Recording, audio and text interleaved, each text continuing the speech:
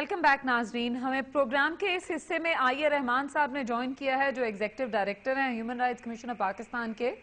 Human rights commission ने इस हफ्ते के शुरू में कराची के अंदर जो वायलेंस हुआ है उसके नतीजे में जो किलिंग्स हैं उसकी उन्होंने पहले 6 महीने का एनालिसिस पेश किया है, जो उन्होंने ये भी कहा है कि वो पिछले साल के इसी पीरियड से कई गुना ज्यादा है, बल्कि उसको 179 गुना ज्यादा है। ये मैं दुरुस्त फिगर्स कोट कर रही हूँ रहमान साहब? जी ठीक कह रही हैं आप। अच्छा रहमान साहब, हमने अभी बात की पहले प्रोग्राम के अंदर पीपल्स पार्टी से भी, जमात इस्लामी से भी, एएनपी से भी और एमक्यूएम से भी, और तमाम पॉलिटिकल पार्टीज एक किस्म की जिसे कहिए एक विक्टिमहुड का तो नजर आता है कि जी सबसे ज्यादा जो विक्टिमाइज हो रही है पॉलिटिकल पार्टी वो कौन सी है और कसूर किसी और का है।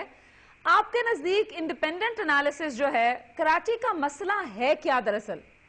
देखिए, जो पार्टियां जिसका नाम लिया है आपने, जो अपने आप को मजलूम कहती हैं जी, वो एक मजलूम भी है और जालिम भी है जी।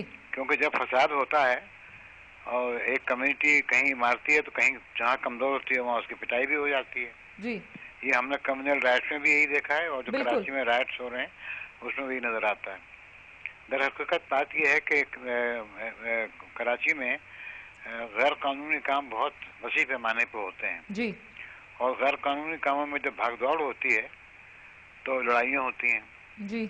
अब गैर कानूनी काम जो है सियासी नौयत के भी हैं और खालिश कारोबारी नौयत के भी हैं जी। सबको मालूम है कि कॉन्स्टिट्यूंसी के बेसिस पे भी लड़ाई हो रही है जी। कि ये कॉन्स्टिट्यूंसी में मेरी होनी चाहिए, ये दूसरी पार्टी की होनी चाहिए जी।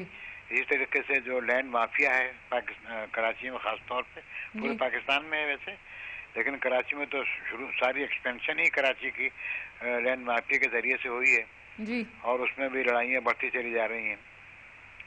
फिर इसमें यह कि लोगों ने अपने अपने गैर कानूनी काम करने के तरीके निकाले हुए हैं, लेकिन कराची में बहुत से काम ऐसे हैं जो कानूनी तौर पर नहीं हो सकते जी, जिसमें कि बिजली के कनेक्शन से लेकर ड्राइविंग का लाइसेंस से लेकर और गाड़ी चलाना और ठेरा लगाना और ये सब जो है। लेकिन रहमान साहब, ये जो अचानक वायलेंस बढ़ता है नेचुरली ये तो एक और लेवल के ऊपर जाके बढ़ता है गैर कानूनी कामों के अलावा भी।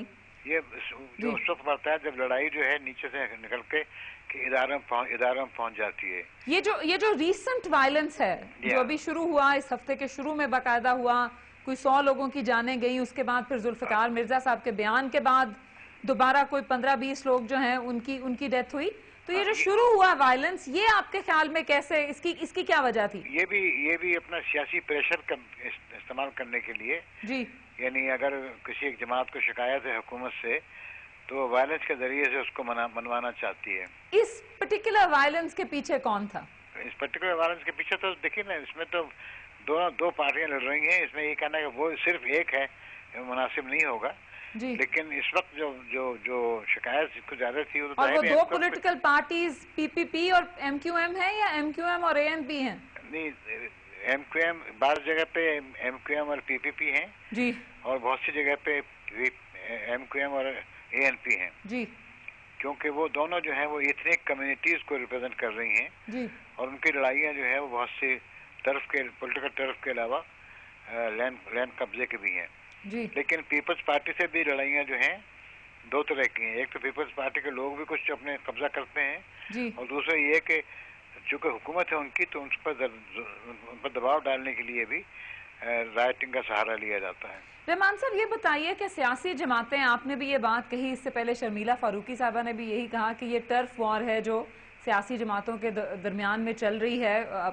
उनका एक अपनी सियासी जमात के हवाले से भी शायद वो कहना चाह रही थी या नहीं कहना चाह रही थी, लेकिन अगर ये टर्फ वॉर है और आप भी यही कह रहे हैं, यही जनरल अंडरस्टैंडिंग है, तो ये सियासी जमातें जो अपनी अपनी टर्फ वॉर चल रही हैं या जिसे कहिए लड़ रही हैं और हुकूमत उनके अंदर शामिल है, तो मसाइल का हल कौन करेगा?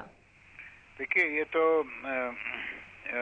इसमें बहुत सी बातें जो आ जाती हैं वो ये हैं कि इसमें किसी को कौम का या मसले का या मुल्क का एहसास नहीं होता। बड़े शॉर्ट टर्म गेन्स के लिए बड़े लॉन्ग टर्म नुकसान उठाए जा रहे हैं जी। यानी ये सभी के इंटरेस्ट में है कि ये हो, और ख़ास तौर पर कराची जैसे शहर में जहाँ पे 1 घंटे की वायलेंस से जो इकोनॉमिक एक्टिविटी कम हो जाती है या मुनक़ता हो जाती है, उससे कितना नुकसान होता है। और आम आदमी मारे जाते हैं। वो तो सियासी जमातों का आपके ख्याल में अगर वो करना भी चाहें, एक तो क्या वो इससे उठ सकेंगी और क्या उनका विजन है इस मसले को हल करने के लिए? नहीं, देखिए ना, विजन तो अब ये तो एक दफा जब किसी इलाके में सियासत में वायलेंस आ जाए जी, तो उसको निकालना बड़ा मुश्किल होता है।